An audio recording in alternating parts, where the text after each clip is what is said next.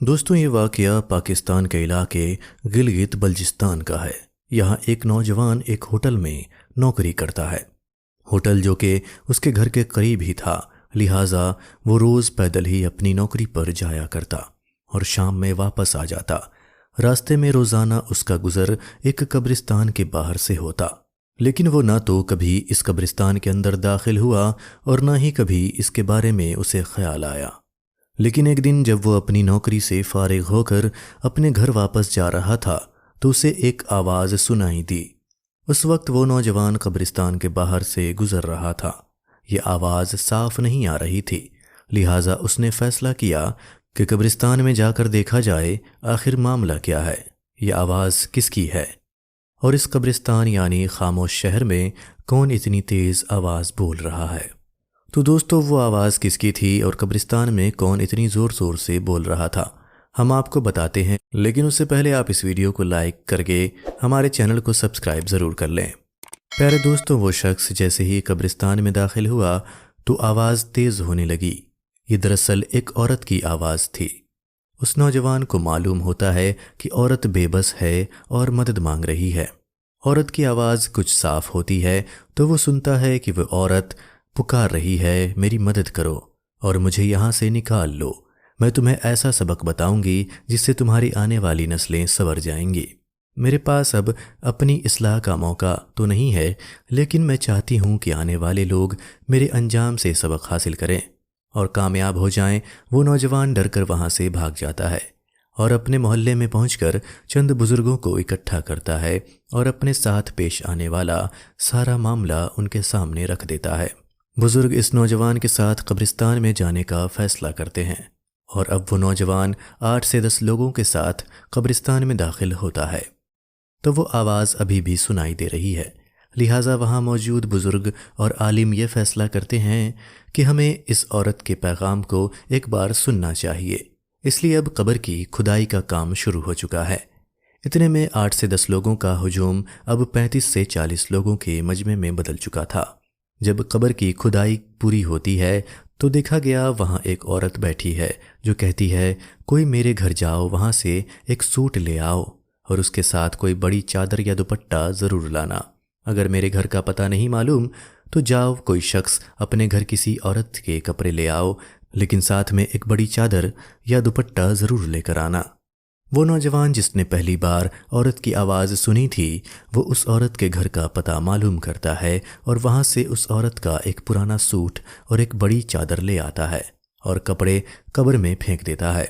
عورت وہ کپڑے پہن کر قبر سے باہر آتی ہے اور اپنے گھر کی طرف دوڑنے لگتی ہے۔ ادھر وہ لوگ بھی اس عورت کے پیچھے دوڑنے لگتے ہیں۔ عورت بار بار کہے جا رہی ہے، تم سب میرے پیچھے آتے رہو۔ عورت اپنے گھر میں داخل ہو کر کمرے کی طرف لپکتی ہے اور کمرے کو اندر سے بند کر لیتی ہے۔ ادھر لوگوں کی تعداد بھی بڑھنے لگتی ہے اور سب لوگ اس کے گھر کے باہر جمع ہو جاتے ہیں۔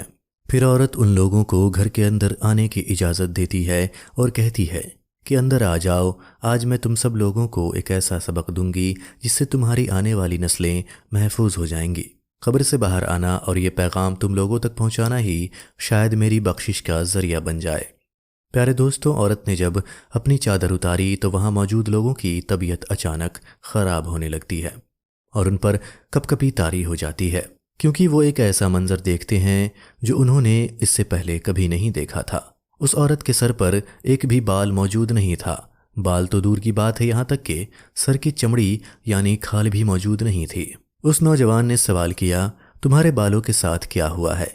عورت نے جواب دیا، جب میں زندہ تھی اور اپنے گھر سے باہر نکلتی تھی تو اپنے بالوں کو ننگا رکھتی تھی، ان کو چمکیلا بناتی تھی تاکہ زیادہ سے زیادہ آدمی میرے بالوں کی تعریف کریں اور میری خوبصورتی کی طرف متوجہ ہوں۔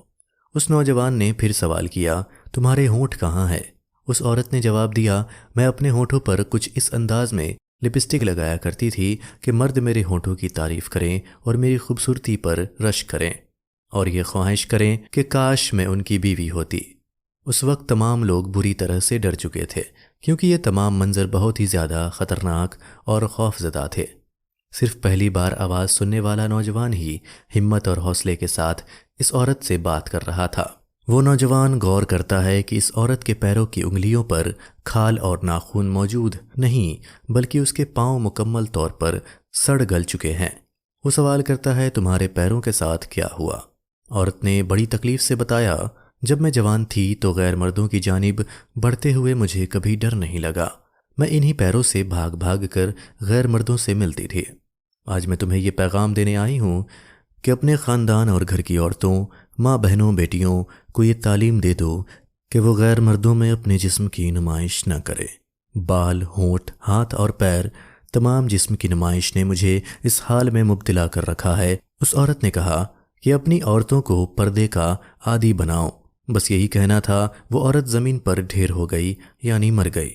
لوگوں نے اسے وہاں سے اٹھایا اور واپس قبر میں ڈال کر مٹی ڈال دی۔ پیارے دوستوں، اس ویڈیو میں عورتوں کے لیے اہم پیغام ہے کہ وہ پردے میں رہیں، لیکن مرد حضرات کو چاہیے کہ وہ بھی اپنی نظریں جھکا کر چلیں۔